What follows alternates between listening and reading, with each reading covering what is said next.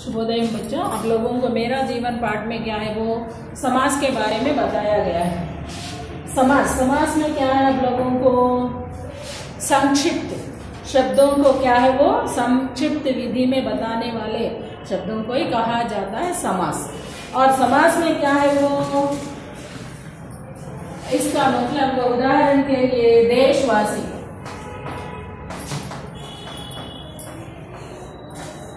ये संक्षिप्त में है एक ही शब्द, लेकिन अलग करें तो क्या है वो अलग अलग हो जाता है। वो संक्षिप्त करने के विधि को ही समास कहा जाता है। समास में क्या है वो शब्दों को कम शब्दों में बताना, शब्दों को क्या है कम शब्दों में बताना। इसको विग्रह करें तो अलग आता है। विग्रह का मतलब क्या है, समास का मतलब क्या है। आप लोगों को परीक्षाओं में दिया जाता है क्या है वो, जिस समास के दूसरा पद प्रदान हो या एक एक बार पहला पद प्रदान हो उसे कहा जाता है समास। ये समास के वो पहले परिभाषा क्या है वो उसके बारे में, दो या दो से अधिक, दो या दो से अधिक शब्दों के मिलने से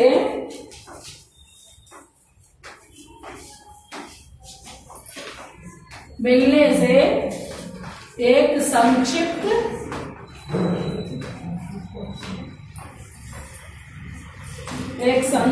शब्द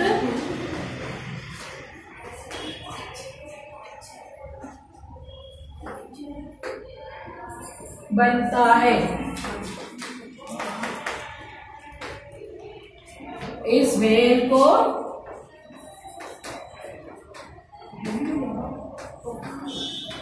समास कहते हैं। इसमें देखो, इसमें क्या है, देश एक शब्द है, वासी एक शब्द है। इधर दो से अधिक शब्दों के मेल को ही वो उसको क्या है मिलाने से एक शब्द बनता है। वो से संक्षिप्त में शब्द बने जो भी उसी को सामासिक शब्द कहा जाता और इस मेल को समास कहा जाता है। इस पूरा मेल को ही समास कहा जाता है। उदाहरण के लिए पीतांबर,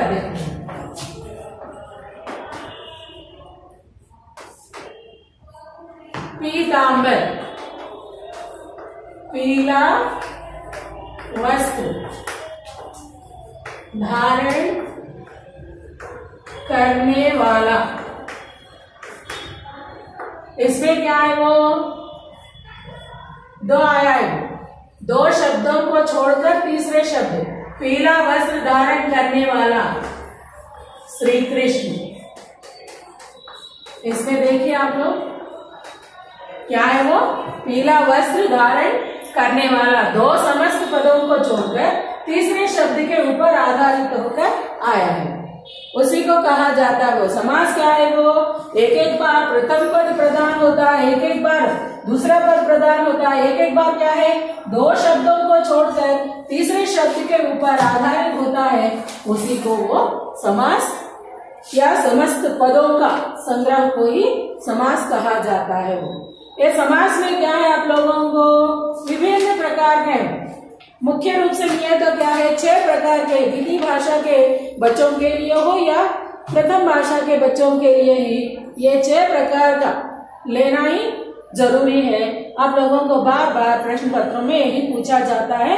एक एक बार क्या है वो समास विग्रह करके लिखिए, समास विग्रह करके समास का नाम भी लिखिए, ऐसा पूछा जाता है। उसे कहा जाता है, क्या कहा जाता है, समास कहा जाता है।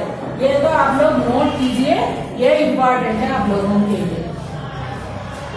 दो या दो से अधिक शब्दों के मिलने से एक संक्षिप्त शब्द बनता है, उसे समास कहते हैं। ये समास में क्या है, एक एक के बारे में आप बातचीत करना है। मुख्य रूप से क्या है वो तत्पुरुष समास, कर्मधारय समास, द्विगु समास और बहुव्रीहि समास, अव्ययी भाव समास ऐसा, और द्वंद्व समास, ऐसा 6 है। 6 प्रकार में से आप लोगों को आज तो हम लोग बातचीत करेंगे, 3 के बारे में करेंगे। पहले क्या है? तत्पुरुष। तत्पुरुष का नियम क्या है? वो जिस समास के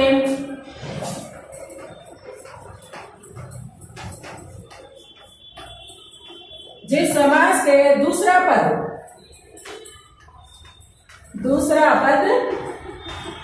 प्रधान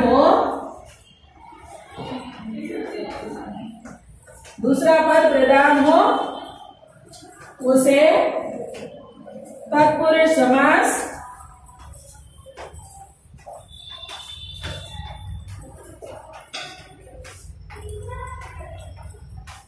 कहते हैं।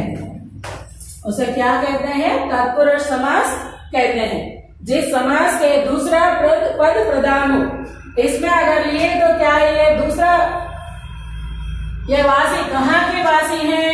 देश के वासी हैं। ये दूसरा पद प्रधान होकर उसी के ऊपर आधारित होकर आए तो उसे क्या कहा जाता है? वो तत्पुरुष समास कहा जाता है। ये तत्पुरुष समास में नियमों के बारे में तो कुछ उदाहरण के द्वारा आप लोगों को समझा दी, ध्यान दीजिए।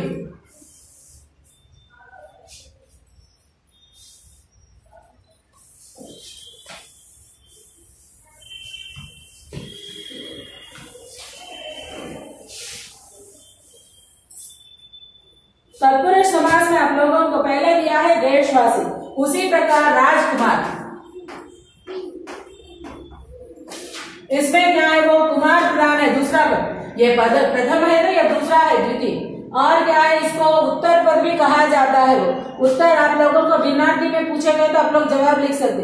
उत्तर एक दिशा की ओर भी संकेत करता है, और दूसरा वो उत्तर जवाब में भी आता है, वो उसी प्रकार का है। ये इसमें देखे तो ये प्रधान है, दूसरा पद प्रधान है। वो कुमार किसका है? वो राजा का है, राजकुमार। अब इसको आप लोग करना है तो क्या है? वो उसमें विग्रह करते समय राजा का कुमार, उसमें क्या लुप्त हुआ है? ये विभक्ति का चिन्ह या दो शब्दों को जोड़ने का जो भी संबंध है वो तो लुप्त हो गया। आप समास विग्रह कीजिए, राजा का कुमार लिखे तो अंक मिलता है। उसी की जगह में समास का क्या है? वो विग्रह करके समास का नाम लिखिए, तब आप लोगों को क्या है? वो ये तो तत्पुरुष समास है। अब आप लोगों को क्या है? ये पूरा लिखने की वजह से आप लोगों को मिलता है 1 अंक। अगर एक भी छोड़े तो भी आप लोगों को एग्जाम में ज्यादातर क्या है? आप लोगों को द्वितीय भाषी लोगों को दिया जाता है। कोई एक विषय के बारे में पूछे तो समास विग्रह कीजिए या समास का नाम लिखिए। अब तो आप लोगों को क्या है? तत्पुरुष समास के बारे में कुछ भी तो डाउट तो नहीं है, और कुछ उदाहरण दिया जाता, आप लोग खुद करके देखिए, घर में आप लोगों को प्रैक्टिस भी हो जाता है।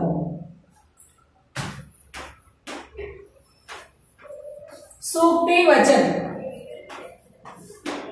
और एक है कवि सम्मेलन,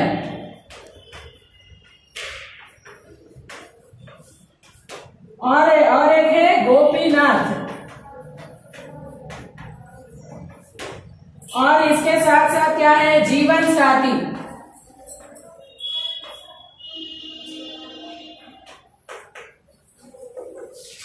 इसमें आप लोगों ने देखे तो क्या है? वो इसमें क्या है? वो ये दो वचनों के वो जुड़ने के लिए क्या है? का होना है सूक्ति का वचन, सूक्ति वचन। कवि सम्मेलन, कवियों का सम्मेलन, और गोपीनाथ, गोपियों का नाथ प्रभु है, और जीवन साथी, जीवन का साथी है, वैसा कहा गया है। इसमें आप लोगों को क्या है? तत्पुरुष समास का यह उदाहरण भी दिया गया।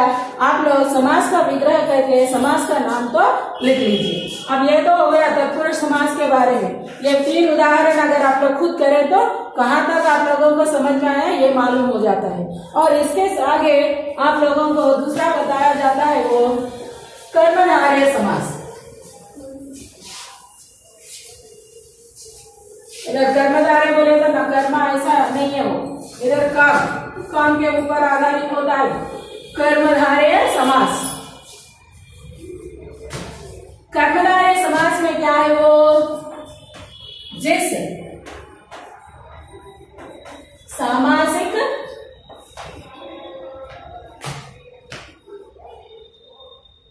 पद में क्या होता है, विशेषण या विशेष या उपमा, खाने की उपमा नहीं है वो, उपमा, और एक है उपमेय से मिलकर बनते हैं, उसे क्या कहा जाता है वो, कर्मधारय समास। कर्मधारय समास का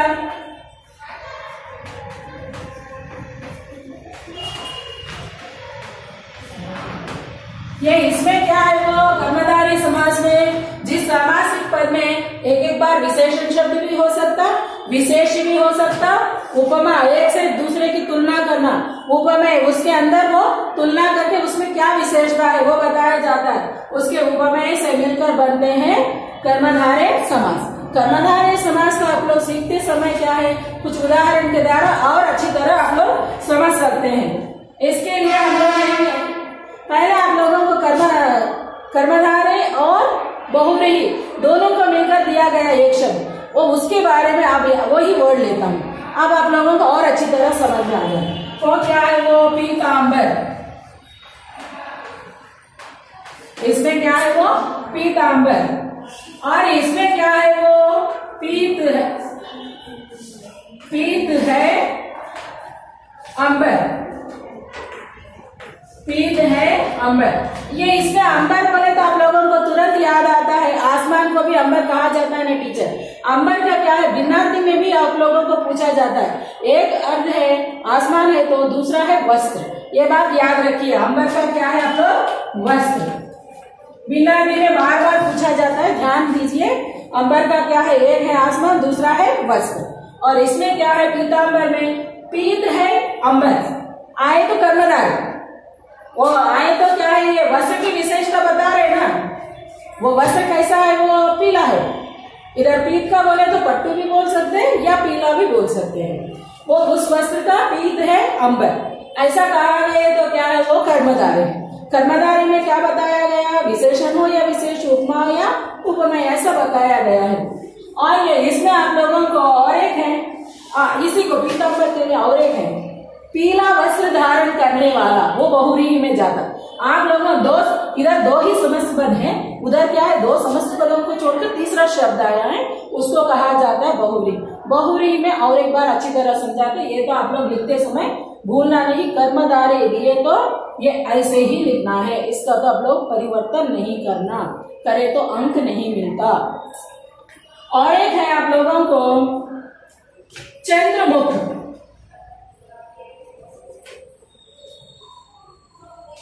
चंद्र मुख। अब देखो उपमा या उपमा, इधर उपमा बताया गया ना, वो उपमा या उपमेय वह आया है वो। चंद्रमुख बोले तो क्या है, चंद्र के समान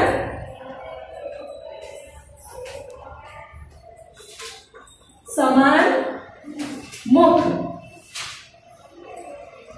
लेकिन चंद्रमा में कदम रख के कब धरती पर आया है, वो इसकी विशेषता बताते समय बताया गया है, वो साइंटिस्ट ने, वैज्ञानिकों ने क्या बताया है, चंद्र का आप लोग जिस प्रकार मुख की तुलना करते समय चंद्रमुख कहा जाता है, लेकिन चंद्र तो उतना गोलाकार में नहीं है, आप लोग मुख का तुलना करते समय चंद्रमुख मत कहिए। कारण क्या है, चंद्र तो उधर हम लोगों का जैसा दिखाई देता उतना सुंदर तो नहीं है, इसीलिए भूल के आप लोग किसी की तुलना करते समय चंद्रमुख मत कीजिए। लेकिन अगर शब्द दिया गया है वो शब्द को तो आप लोग ऐसे ही लिखना है, चंद्र के समान मुख, चंद्रमुख। और इसके आगे नीलकंठ, नीलकंठ भी आप लोग लिख सकते हैं, और नीलकंठ में भी आप लोगों को क्या है, वो नीला है, ये भी बहुव्रीहि में भी आता है बच्चों।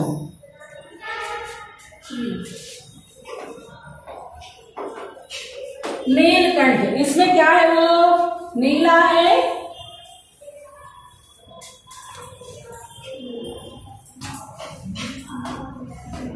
नीला है जो कंठ आए तो क्या है वो, ये कर्मधारी में नीला है जो कंठ, इधर क्या है वो जिसका अगर कंठ रहता नीला भगवान शिव जी, इसके अलावा किसी का भी नहीं है। आप लोग अगर ऐसे लिखकर छोड़े तो कर्मधारी, इसको छोड़कर और आगे बढ़ना चाहे तो जिसका कंठ नीला हो शंकर, जो पदों को छोड़कर तीसरे शब्द पर गए तो बहुव्रीहि समास। ये भी याद रखना, ये और ये अच्छी तरह याद रखो, ये तो जरूरी है। आप लोगों को बहुत बार कंफ्यूजन में जाते, उधर दिया जाता है कर्मधारी भी दिया जाता है, बहुव्रीहि भी दिया जाता, लेकिन आप लोग पहचानना है वो शब्द को आप लोग समस्त विग्रह करते समय कैसा आया है उस ओर तो ध्यान देना है।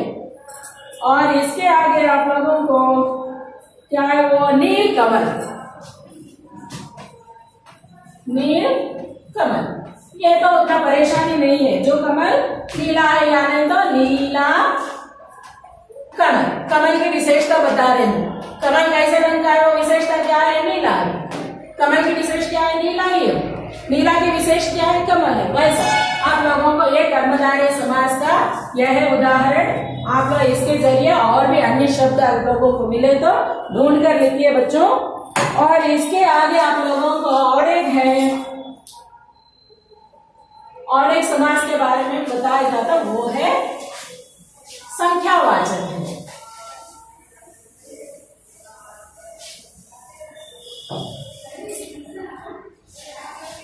द्विगु समास,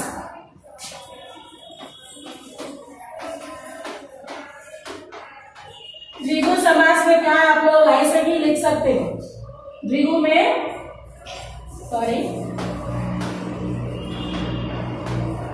ये भी करेक्ट है, ये भी करेक्ट है, तो वो कंफ्यूजन मत हो जाओ, ओके ना, दो भी सही है। बोलने में क्या है, पहले बोला जा रहा और लिखा जा रहा है ऐसा, द्विगु दा के पेट में वहां लिखे तो भी चलेगा, द्विगु समास, डोंट वरी चिल्ड्रन। और इसमें क्या है, जिस समास में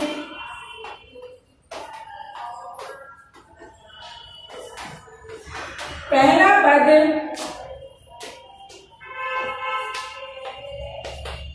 जिस समास में पहला पद संख्यावाचक,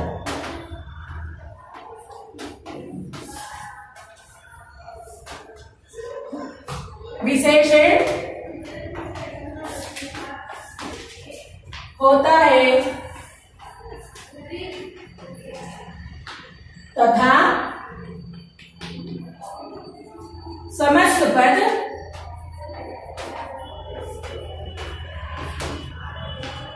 समूह का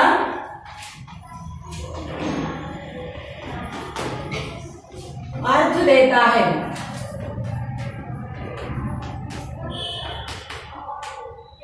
उसे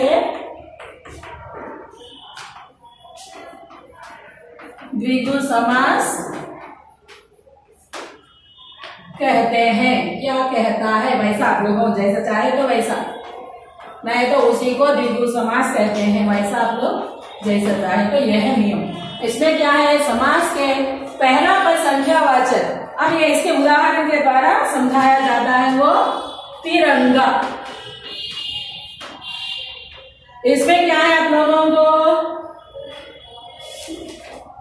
यही है, इसी के बारे में समझ में आ रहा है, तिरंगा। इधर रंगा बोले तो रंग, रंगों के बारे में बताया जा रहा। ती मतलब क्या है, वो तीन रंगों वाला, नहीं है तो वाला भी बोल सकता है, तीन रंगों का समूह। हमारा झंडा तीन रंगों का समूह है ना, इसीलिए उसे कहा जाता है तिरंगा, तीन रंगों का समूह है। टीचर ये तीन में तीन रंग नहीं आ रहे ना बोले तो आप लोगों को उसको समास विग्रह करते समय आता है वैसा, ओके ना चिल्ड्रन। समस्त पद एक एक बार क्या ऐसा समस्त पद देकर एक पद में लिखिए, तब आप लोग ये लिखना पड़ता, एक एक बार ये देख के ये लिखना पड़ता, और ये पूरा दो भी नहीं देके आप लोग इसका समास का नाम लिखिए, तब लिखना है द्विगु समास, ये लिखना है। और इसमें क्या है, वो सप्ताह, सप्ताह बोलिए आप लोग, 7 दिनों का